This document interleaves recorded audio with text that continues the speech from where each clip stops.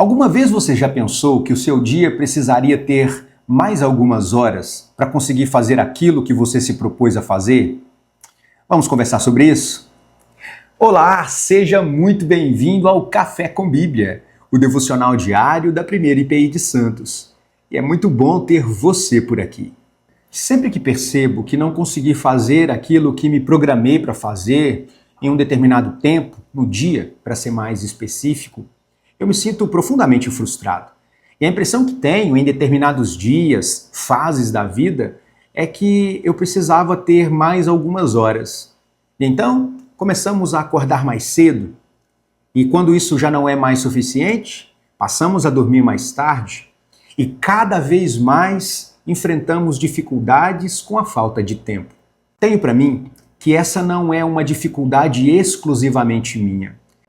Eu penso que a primeira informação importante a respeito do ativismo é nós definirmos o que é ativismo dizendo o que não é ativismo.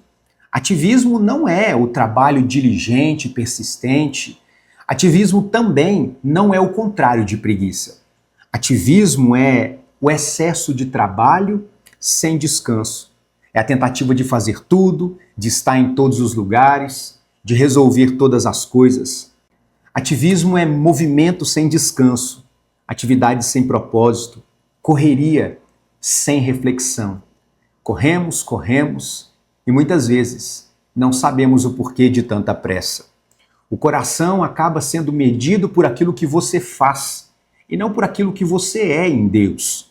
E nesse sentido, os conselhos do apóstolo Paulo para Timóteo nos são úteis para pensarmos um pouco a respeito de como nós precisamos aprender a dizer não, a cuidar de nós mesmos. No capítulo 4 de 1 Timóteo, o apóstolo Paulo, entre outras coisas, diz a Timóteo: o exercício físico para pouco é proveitoso, mas a piedade para tudo é proveitosa, porque tem promessa de vida que agora é e daquela que há de ser.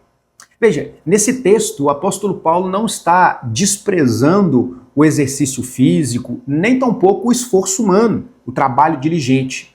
O que ele faz aqui é colocar o trabalho e o esforço no seu devido lugar. Exercícios físicos têm efeitos limitados. As nossas atividades cotidianas têm efeitos limitados. Elas se restringem ao tempo presente. Mas a piedade, a comunhão com Deus, ela tem um valor eterno. Então, o ativismo nesse sentido é extremamente perigoso, porque ele rouba aquilo que é essencial: o tempo com Deus, paz no coração. Ele enche a nossa agenda e, ao mesmo tempo, esvazia o nosso coração. É aparentemente útil, mas tende a nos afastar de Deus, de um relacionamento com Deus. Porque veja, trabalhar para Deus é diferente do que se relacionar com Deus. Um é causa, o outro é consequência. Então nós podemos trabalhar muito e ainda assim estarmos longe de Deus, longe da família, longe daquilo que é a nossa missão. Em nome de fazer muito, nós perdemos aquilo que é essencial. Queremos correr demais e percebemos que precisamos ir um pouco mais devagar.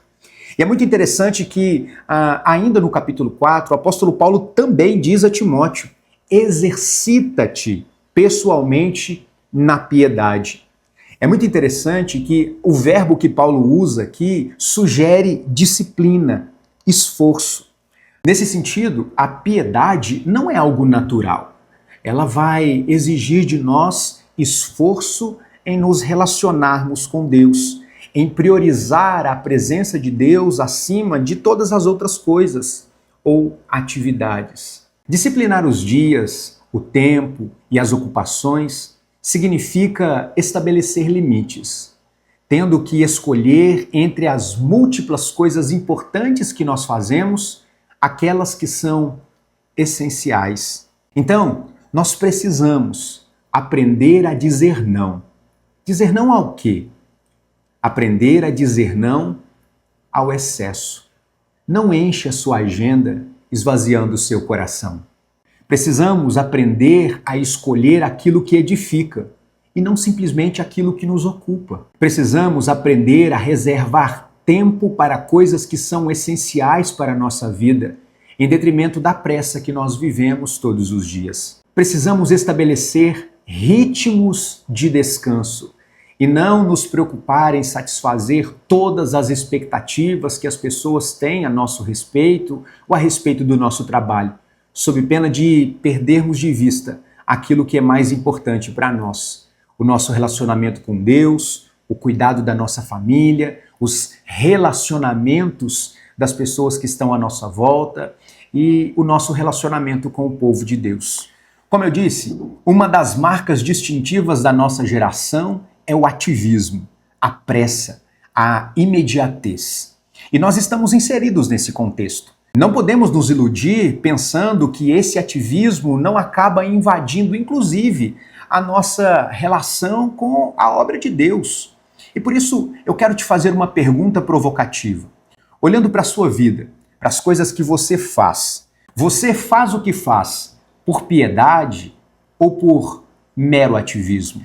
Eu estou perguntando isso porque eu penso que existem momentos da nossa vida onde nós precisamos parar e reorganizar a nossa vida. E isso começa com uma boa administração do tempo que nos faz pensar a respeito das motivações do nosso coração e dos propósitos que nós temos na nossa mente. Eu não sei exatamente em qual fase da vida você está, mas certamente eu e você estamos inseridos num contexto onde o ativismo parece ditar o ritmo da nossa vida. E eu penso que, à luz daquilo que a Bíblia nos ensina, que descanso não é opção ou conselho, descanso é mandamento, de que nós precisamos nos esforçar em primeiro lugar para fazer aquilo que é essencial e aprender a dizer não para aquilo que é acessório, para que consigamos viver em paz e de maneira tranquila. Nós precisamos pensar sobre isso. As nossas responsabilidades, quer sejam pessoais, familiares, profissionais, elas precisam ser discernidas à luz dessa ótica bíblica. Nem tudo que é posto diante de nós requer de nós uma ação, uma atitude. Nem tudo que precisa ser feito, pelo menos aquilo que se imagina que precisa ser feito por você.